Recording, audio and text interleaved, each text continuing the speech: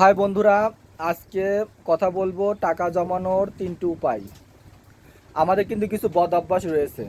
আমাদের পাশে যদি কেউ যায় ভালো কাপড় পরে, আমরা মনে মনে ভাবি কতই না সুন্দর। কোনো ছেলে যদি জুতো পরে কোনো ভাবে যায়, দেখি ওই জুতোটা আমি কিনবো, ওর ভাল লাগছে। তো ওর ভাল লাগছে ভাই, আপনার কি সামর্থ্য আছে? ওর বাপের টাকা আছে, ও বড় সাইকেল আর ওয়ান কিনে ঘুরে বেড়াচ্ছে। ওর বাপের টাকা আছে, ভালো ভালো হোটেলে ঘুরে বেড়াচ্ছে। আপনার বাপের কি আছে, সামর্থ্য আছে?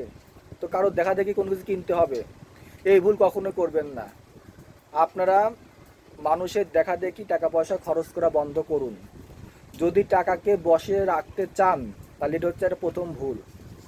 আমরা মানুষের খাওয়া দাওয়া চলাফেরা, তাদের খরচ, অনেক কিছু দেখে কিন্তু মানে ঈর্ষান্বিত হই, এবং আমরা মাথায় ভাবি যে আমাদের হাতে টাকা আসলে আমরা আগে ওই জিনিসটা কিনবো। তো আমাদের কিন্তু এইগুলো থেকে দূরে থাকতে হবে যদি আপনাদের কাছে টাকা রাখতে চান, বা টাকাকে আপনার বশে রাখতে চান। তো দ্বিতীয়ত, প্রথমটা গেল, তো দ্বিতীয়টা হচ্ছে আমাদের যেমন আয়, আয় বুঝে ব্যয় করতে হবে। তো আপনার আয় কম আর আপনি যদি খরচ করেন বেশি, তাহলে হবে? এগুলো বন্ধ করতে হবে। আপনার চাহিদা থাকতে পারে, আপনার মনে বলছে যে মানে আমি এখন মিষ্টি, মন্ডা, দই, বিরিয়ানি সব খাবো। তা আপনার তো বেতনই কম, আয় কম, তা আপনি কি আপনার তো খিচুড়ি ভাত জোটে না, আপনি তো ডিম ভুনাই খেতে পারেন না, তা আপনি আবার গোস্ত কিনে খাবেন?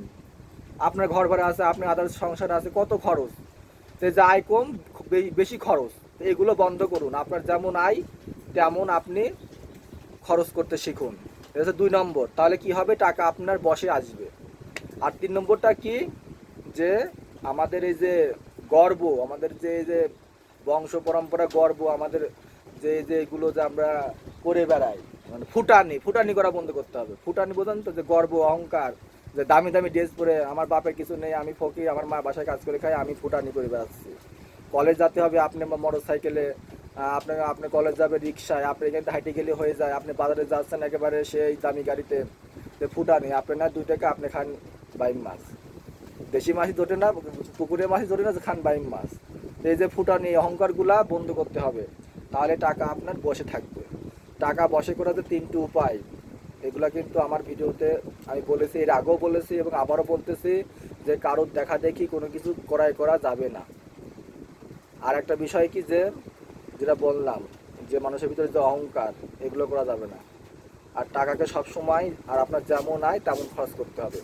আর যদি আপনার, আর 4 নম্বর টিপসটা কি হবে, যদি আপনার কিনতে ইচ্ছা করে যে আমার প্রয়োজন আমি এটা কিনবো, তাহলে কিন্তু সেটা হচ্ছে যখন ডিসকাউন্ট দেবে, অফার দেবে, আপনার বাছাই যাচাই করতে হবে যে আমার এই জিনিসের দাম কমে গেছে, তখন আপনি কিনবেন। তাতে আপনার টাকা সস্তা হলো, আপনার পণ্যটাও ঘরে চলে আসলো। তাহলে কি হলো, আপনার দুটো উপকার হলো না? তো টাকা বসে রাখতে হলে পরে কিন্তু আপনাকে 4টা টিপস মাথায় রাখতে হবে। যদি আমার ভিডিও ভালো লাগে, লাইক, কমেন্ট, শেয়ার এবং আমার পাশে থাকবেন। এ দেখেন আমার কাকা, দেখেছেন তো, আমার চাচা, আমার বড় চাচা, ডেলি আমার কাছে আসে, ভালোবাসার মানুষ। আজ এ পর্যন্তই।